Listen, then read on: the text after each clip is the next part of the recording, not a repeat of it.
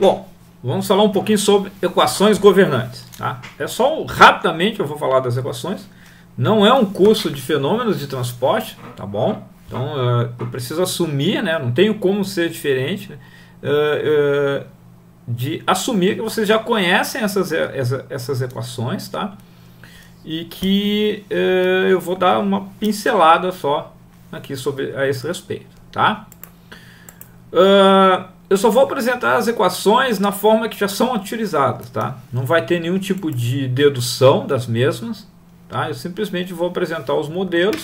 Os que eu vou utilizar aqui, a gente vai usar tanto na parte de diferenças finitas, quanto também na parte de volumes finitos, né? Tanto fazendo os programas, quanto usando os programas. As equações básicas são essas aqui que a gente vai utilizar, tá? Não vamos usar nenhum modelo mais complexo do que isso. Tá? Tem algumas hipóteses, né? Vou assumir em todas elas que o escoamento é incompressível e que as propriedades físicas são constantes. Tá bem? Então são 4 equações que eu tenho para mostrar para vocês. 3 equações, desculpa. A equação da conservação da massa. Tá? Vocês têm que se acostumar a trabalhar na forma vetorial, pelo menos reconhecer as equações da forma vetorial, e também na forma escalar. Teria ainda a forma indicial, que aparece bastante, principalmente quando os modelos de turbulência, coisas que eu não vou falar nesse curso, não estou pretendendo falar sobre turbulência nesse curso. Então, aí eu não vou colocar aqui, né, que é aquela que aparece um izinho embaixo, um jzinho, tá? Mas essa equação deveria ser, pelo menos, familiar para vocês, né, a conservação da massa para um escoamento incompressível, então não tem o termo transiente, porque o termo transiente seria simplesmente o dρ dt, como o ρ é constante, ele desaparece, né? Aqui também. Então essa forma é bem simples, é uma equação relativamente simples, a equação da conservação da massa. Tá? A segunda equação que a gente tem é a quantidade de movimento. Essa já é uma equação vetorial, a equação da conservação da massa é uma equação escalar. Escalar. É uma equação escalar, eu só tenho uma equação para a conservação da massa. Essa aqui, ó, essa equação representa, na verdade, 3 equações. Né? Quando eu faço essas operações aqui, né, aquela parte de cálculo vetorial lá, né, quando eu abrir essas operações, eu vou ficar com 3 equações. Né? Uma é a equação da quantidade de movimento na direção de x, que é a equação de u. Né? Uma equação da quantidade de movimento na direção de y, que é a equação de v, e uma equação da quantidade de movimento na direção de z, que é a equação de w. Né? As componentes do vetor velocidade são u, v e w. Tá? Então, essas equações também imagino que sejam que vocês já conheçam essas equações. Tem várias simplificações aqui, tá? Porque o fato do escoamento ser incompressível simplifica bastante, principalmente desse lado aqui. Mas se eu quiser incorporar coisas a mais aqui, eu posso até pensar que a parte compressível ou os outros termos que eu estou suprimindo aqui estariam dentro desse termo fonte aqui, né?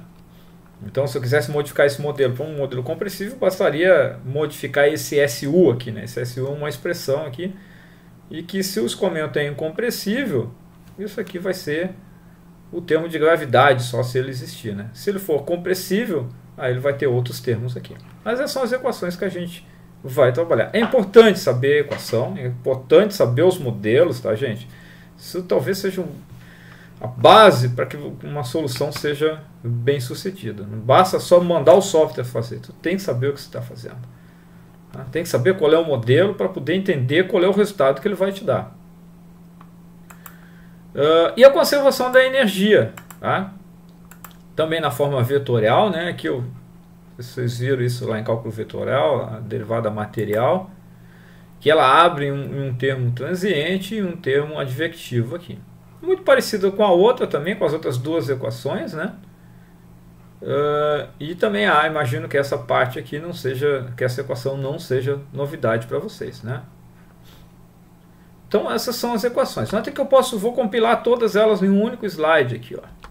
Então eu tenho a conservação da massa, conservação da quantidade de movimento para o u, conservação da quantidade de movimento para o v, conservação da quantidade de movimento por W, né?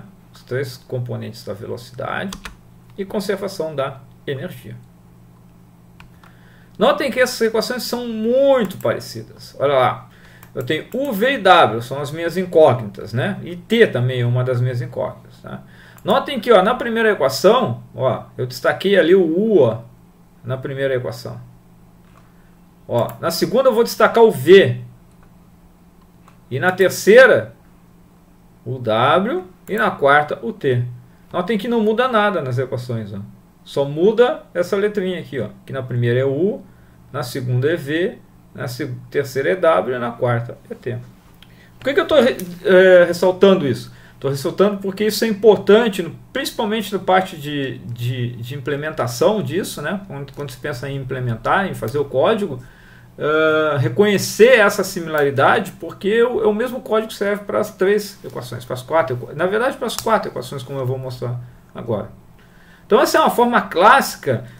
Os cursos de volumes finitos, principalmente, eles trazem a equação nessa forma, né? Nessa forma,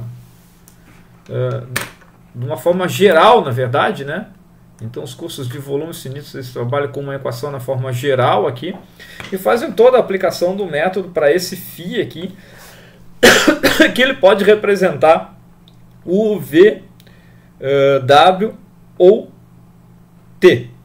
E ele, dependendo do valor de φ, tem uma tabelinha aqui, ó, no próximo. O termo fonte, né? Seria aqueles carinhas ali, né?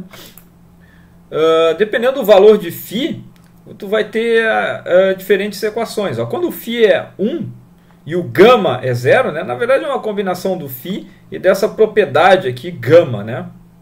Que multiplica o termo difusivo. Então, dependendo do valor dessas duas parcelas, né, e também do termo fonte, eu vou ter a equação da conservação da massa. Ó. Se o φ for 1, ó, aqui vai ficar dρ dt. Lembra que os escoamento é incompressível, então esse termo aqui desaparece. Aqui vai ficar, essa parcela aqui, ó, vai ficar a conservação, exatamente a conservação da massa, que aparece uns 2 slides atrás. Isso aqui vai desaparecer, porque o gama é 0 e o termo fonte também é 0. Então eu tenho a equação da massa. Se eu substituir o φ por U, vai ser a equação de U. Se eu substituir o φ por V, vai ser a equação de V. E assim por diante. Notem que na equação da quantidade de movimento tem uma parcela de pressão, né? Lembra que eu falei que faltavam uns termos lá? Então, ó, a parcela de pressão eu estou botando aqui dentro desse termo fonte para que isso fique bem geral. Poderia colocar mais coisas aqui, ó, eu deixei em aberto aqui, né? Poderia botar a parcela da aceleração da gravidade aqui, né? O peso, né, do fluido aqui, e poderia botar os outros termos que tornam a equação bem geral, que serve também para fluidos incompressíveis, tá? Mas para fluidos compressíveis. Mas a gente simplificou aqui, a ideia é simplificar mesmo. E na temperatura, a mesma coisa, eu substituí o φ por T, o gama por K sobre C, né, assumindo que as propriedades físicas são constantes, né, então o K é a condutividade térmica e o C é o calor específico, e o S é um termo fonte. Então, com a equação dessa forma aqui, eu consigo fazer todos os trabalhos. A gente vai ver isso aqui quando eu for falar de volumes sinistros, usando sempre essa equação. O que eu aplicar para ela serve para todas as outras equações. Importante, isso aqui eu vou falar durante o curso, tá? Isso são coisas que vocês precisam ter, essas coisas bem claras quando trabalham, fazem modelagem computacional, né? Tem esses nomezinhos, ó. O termo transiente, eu acho que é tranquilo, né? O termo transiente é aquele que tem a ver com o tempo, né? Então é a derivada temporal. O termo advectivo, então são aqueles termos, ó, derivada primeira, tá? E que são os termos não lineares, né? Vocês lembram lá da teoria de equações diferenciais lineares, não lineares? Por que eles são não lineares? Porque eles são, ó, você tem um U que multiplica uma outra variável, né? Notem que, a menos da equação da conservação da massa, que essa outra variável é 1, essa outra variável também é uma incógnita. E também é variável, né? Esse φ é uma variável, né? Na conservação da massa ele é 1, é constante. Mas nas outras ele é uma variável. Então torna esse termo aqui os termos não lineares. E são os termos não lineares que normalmente nos dão dor de cabeça na hora de resolver os problemas. É a mesma, a analogia que eu faço é a seguinte: ó, resolver a equação da reta, que é uma equação linear, é muito fácil. Resolver a equação da parábola já complica. Complica bastante. Por quê? Porque a parábola não é linear. E resolver a equação de um polinômio cúbico ou de grau maior começa a ficar cada vez mais complicado. Então, quando você tem não linearidades, dificulta a solução. Quando você não tem não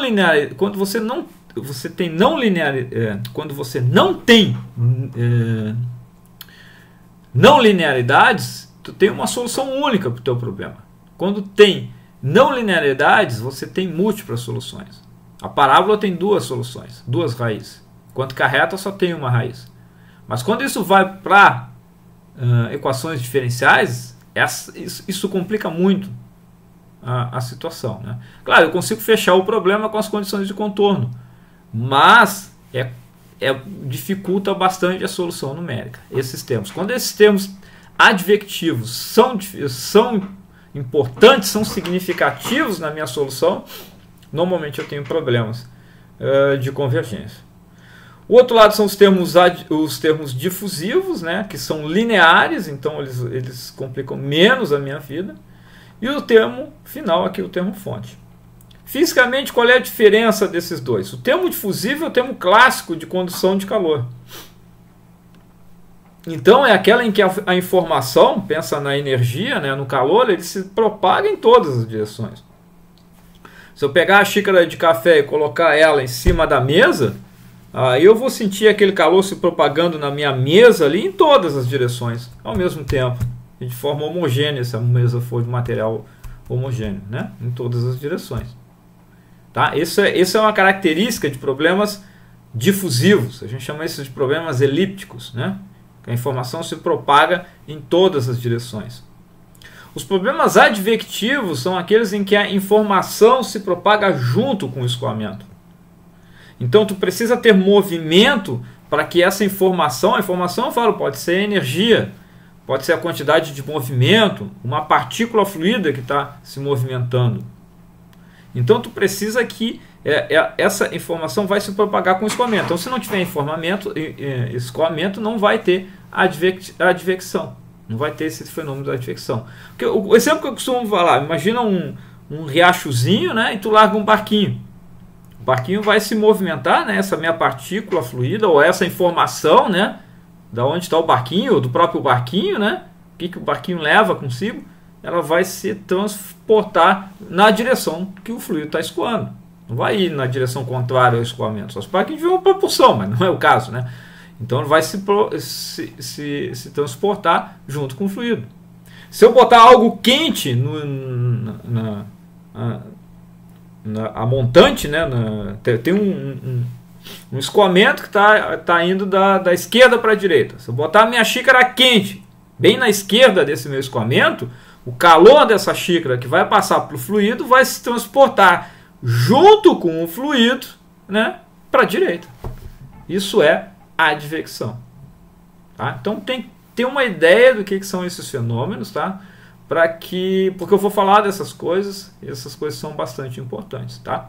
O curso é de uma introdução, fundamentos de mecânica dos fluidos. Eu tenho ciência do quão complexos são essas coisas. Eu estou justamente dando introduções, tentando destacar as coisas que são importantes para que vocês comecem a se atentar. Oh, isso é importante, isso eu tenho que prestar atenção, isso eu tenho que me preocupar na hora de resolver os problemas. Tá? Todos esses fenômenos são importantes, todo esse entendimento é importante. Acho que era isso que eu tinha para falar aqui.